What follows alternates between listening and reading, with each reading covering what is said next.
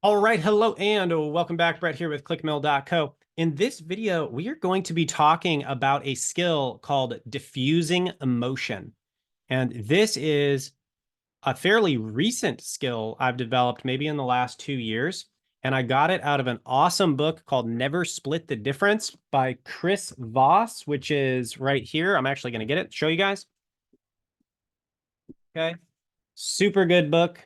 This guy was the international lead of hostage negotiation for the FBI and basically went and negotiated with terrorists and kidnappers to get American citizens back. And the whole point at the beginning is you only get one shot at hostage negotiation because if you screw it up, they just kill the hostage. So you don't get to lose in those types of negotiations. So one of the skills that I loved in that book was to diffuse the emotion. And so what he says is, and I'll give an example from his book in this. He says, don't let them come to the emotion you know they're going to feel. Don't let them do it by themselves. Address it on the front end. Okay. So for example, he says he goes into the hotel. He's traveling around on his book tour or whatever. And he goes into the hotel and he goes through essentially this. These are kind of my takeaways from others, but this is essentially the process he used. He smiles, he greets them, asks about them, and then has a nice little conversation there, jokes a little bit, and then diffuses the emotion on the front end. Okay, before he asks for the thing that he wants. Why? Because it allows people to be seen. It allows them to feel what they want to feel without feeling like they need to validate that emotion by enforcing it. Like, I'll give the run through and then we'll kind of get into it a little more in depth. So maybe it makes more sense. So let's say I'm walking into the hotel. I'm visiting Florida with my family. We're going to Disney World or something. And I go in, I say at the counter to the clerk at the hotel, hey, how you doing today? And they're like, oh, I'm doing all right. How you doing? And it's like, oh, good. Yeah. And so then already positive. And then I go, you are going to think I am the worst person you have met all day. I know you get a lot of crazy stuff up here and I'm going to ruin the day for you. I'm sorry in advance. And so what are we doing? We're preparing them for what, so we're not blindsiding them and we're telling them the emotion that's coming. And also, I'm telling them the emotion that's coming way bigger than they're actually going to feel it. You're probably going to think I'm a jerk, but I got to ask anyway. So I'm sorry in advance for ruining your day. Okay.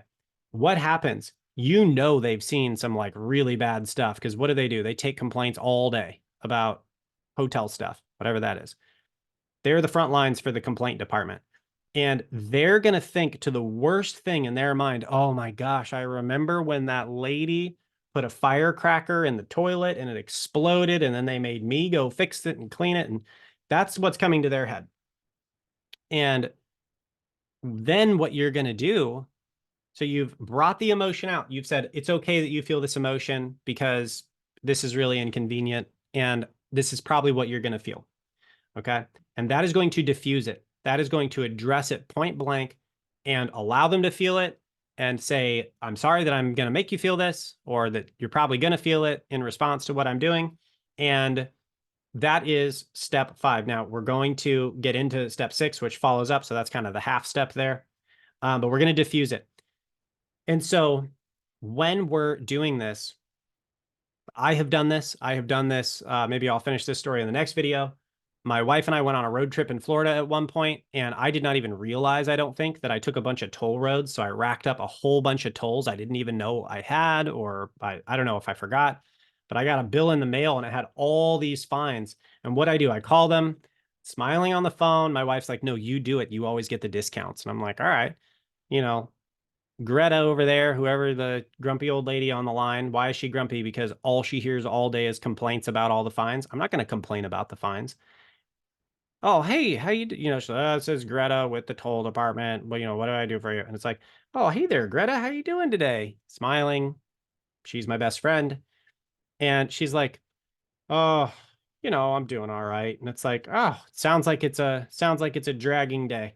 It's like, yeah, it really is. Oh man, I hate those. I totally get it. Okay, well, now I've validated her emotions. I've empathized. She's like, this is the nicest person I've talked to all day. And it's like, oh, all right, well, Greta, I'm probably gonna be the worst person you talk to all day. Um, and I just sorry in advance. And Greta's like, oh dear God, here we go again. And that is diffusing the emotion. Hope I'm not making your day way worse, but I'm probably going to. And so I'm sorry, but I gotta ask here. And so Greta is going to assume the worst. And then on the back end, we're going to get into step 6 here, which is we're going to make the ask for the thing that we need. And we'll see how all of these steps come together to oftentimes have people moving mountains for us and doing all kinds of things that they would not typically do for other people. And so with that, we'll see you in the step 6. So this was diffuse the emotion, call it out on the front end. Don't run away from it. Don't try to trick them. You know what they're going to think when you ask. Just say it on the front end. And in the next video, we're going to get to the ask. Shazeb, Emily, Kate, any thoughts or comments on this? This is not intuitive, this one.